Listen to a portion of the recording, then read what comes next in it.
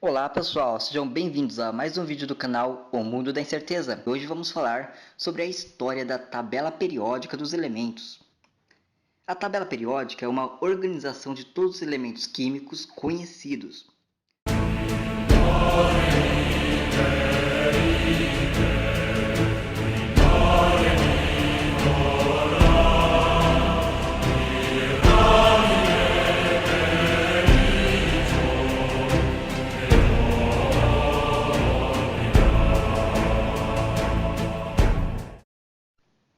Falamos no nosso primeiro vídeo sobre o átomo que os gregos acreditavam que tudo o que existe era composto de certos elementos.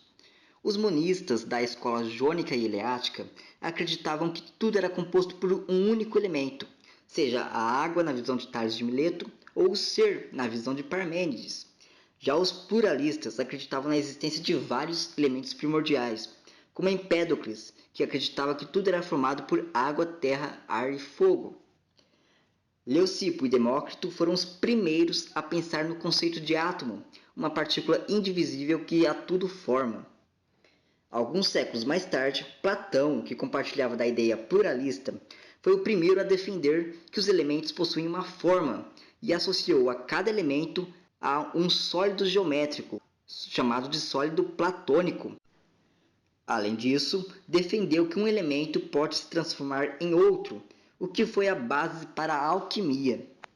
Na Idade Média, os alquimistas tiveram uma fundamental importância para a catalogação dos elementos. O alquimista Geber postulou que todos os metais eram compostos de mercúrio e enxofre, e mais tarde, Paracelso postulou que tudo que existe seria formado de mercúrio, enxofre e sal. Na Idade Moderna, com a criação do método científico, os cientistas começaram a estudar a fundo os elementos. Em 1661, no livro The Skeptical Chemist, Robert Boyle refutou a ideia de Paracelso e deu a primeira definição formal de elemento. Mas a primeira tentativa de construir uma tabela de elementos veio séculos mais tarde, com Antoine Lavoisier.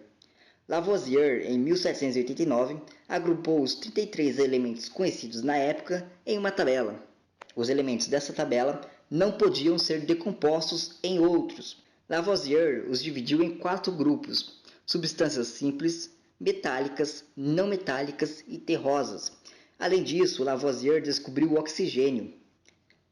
Com a lei da conservação de massa de Lavoisier e mais tarde a lei das proporções definidas de Proust, foi possível sistematizar reações químicas e calcular a massa relativa de cada elemento.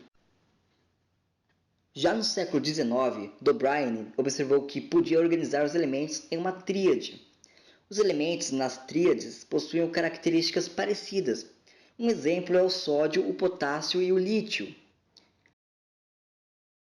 Leopold Gmelin, Pittenkofer e Dumas trabalharam nesse conceito de tríade e acabaram também descobrindo grupos de 4 e de 5 elementos, que compartilhavam mesmas características.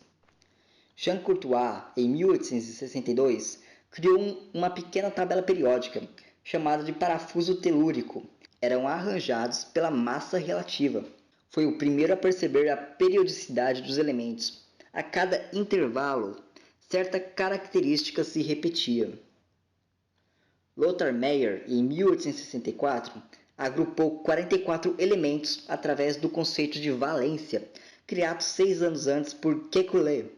Essa tabela reforçou a noção de periodicidade e a ideia de que alguns elementos continham a mesma valência, como o lítio e o sódio. 2 anos mais tarde, John Newlands criou uma tabela, agrupando os elementos em ordem crescente de massa relativa, e descobriu que existiam 8 períodos, onde as características se repetiam, o que ele relacionou com a periodicidade da escala musical. Apesar de importante, seu trabalho foi ridicularizado. Em 1869, um russo, Dmitry Mendeleev, publicou então a famosa tabela periódica. Sua tabela respeitava a periodicidade dos elementos. Era agrupada em ordem crescente de massa e o mais intrigante, e o que talvez fez sua tabela ser bem aceita. Nela havia espaços em branco, para elementos que ainda não haviam sido descobertos. Ou seja, sua tabela estava prevendo a existência de elementos que só seriam descobertos no século seguinte. Em 1870, Lothar Meyer publicou uma atualização da tabela de Mendeleev. Já no século XX, Ernest Rutherford descobriu o núcleo atômico, e experiências com radiação levaram à descoberta de isótopos. Isótopos são átomos de um mesmo elemento, porém com massa diferente. Por exemplo, o isótopo prótio do hidrogênio possui massa 1, já o isótopo deutério possui massa 2. Isso mostrou que a massa atômica não era uma propriedade adequada para se construir uma tabela periódica. Em 1913, Henry Moseley descobriu o número atômico, que está ligado diretamente à quantidade de prótons que há no átomo. Como cada elemento possui um único número atômico, e esse número atômico é único, ele foi usado para organizar a tabela periódica, que acabou corrigindo alguns erros da tabela de Mendeleev. A tabela periódica que conhecemos hoje vem de Horace Deming, em 1923, que agrupou os elementos em 18 colunas ou grupos. No século XX foram descobertos inúmeros elementos, a qual o último elemento encontrado na natureza é o urânio, com número atômico igual a 92. Porém, durante a Guerra Fria, muitos elementos foram criados, como fez o Tony Stark em Homem de Ferro 2, usando aceleradores de partículas. A Guerra Fria não só causou uma corrida espacial, mas tanto a União Soviética quanto os Estados Unidos disputavam quem criava mais elementos. Os elementos acima do urânio são chamados de transurânicos e todos foram criados em laboratório, especialmente no laboratório de Dubna, na antiga União Soviética e atual Rússia, no laboratório de Berkeley, nos Estados Unidos. A atual tabela periódica possui 118 elementos, a qual o último elemento, o elemento número 118, foi batizado de Johannesson em 30 de novembro de 2016. Possui 18 grupos ou colunas e 7 períodos, e também possui 6 séries: os metais alcalinos, os metais alcalino-terrosos, os metais de transição, os semimetais, os não metais e os gases nobres. Ainda existe a série dos lantanídeos no sexto período e a série dos actinídeos no sétimo período. Por vezes, os elementos do grupo 16 são denominados de calcogênios e os elementos do grupo 17 são chamados de halogênios. Vamos agora a algumas propriedades da tabela periódica. Quanto mais à direita e abaixo, maior o número atômico e maior a massa.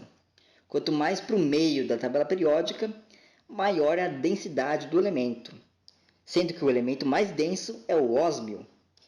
Quanto mais para a direita e para cima, maior a eletronegatividade. Quanto mais à esquerda e para baixo, maior o raio atômico. Cada período representa o preenchimento de uma camada eletrônica. Os elementos do primeiro período têm a camada K preenchida. Os elementos do segundo período têm a camada L preenchida, e assim por diante. A série dos metais alcalinos e alcalino-terrosos possuem os orbitais S preenchidos. A metais, semimetais e gases nobres possuem orbitais P preenchidos, enquanto que os metais de transição possuem o orbital D preenchido. Dessa maneira, pode-se localizar um elemento somente pela sua distribuição eletrônica e sua camada de valência, como por exemplo o elemento com distribuição eletrônica 1s2, 2s2, 2p5. É um elemento que se encontra no segundo período do grupo 7A, que se trata do flúor. Bem pessoal, vamos ficando por aqui. Não se esqueça de curtir o vídeo e compartilhar. E se inscreva em nosso canal. E também curta nossas páginas O Mundo da Incerteza e Economia Exata. Até o próximo vídeo.